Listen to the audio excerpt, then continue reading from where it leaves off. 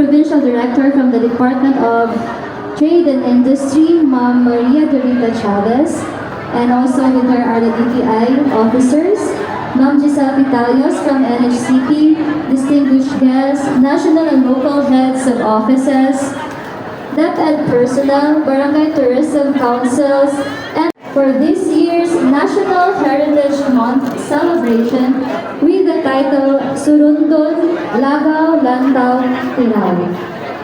Our guest speaker is a dynamic development professional with extensive experience in both tourism development and economic enterprise promotion.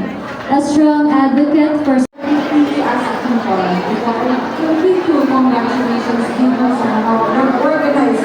Kaya masunod bye-bye sa may palisunod sa Ginako. Kita nina mo limon. Ang murang ito na kapol sa mother-in-law. Ang tao sa bata na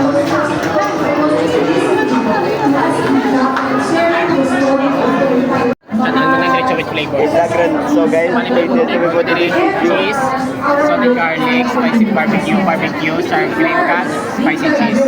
Kung gusto nyo masarap sir, gamit na ako sa sang teaspoon. Tapos i-scoop nyo na ito. Amo na. Great taste. Great taste. Ano pagid mo? So dapat damo sila Sorry. So guys na. Anong reaction? So ano reaction?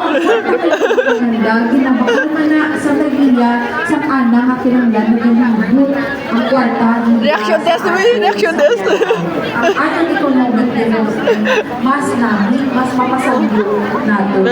And that is why tourism is not just about the festivals, no? It's not just about the sites. If managed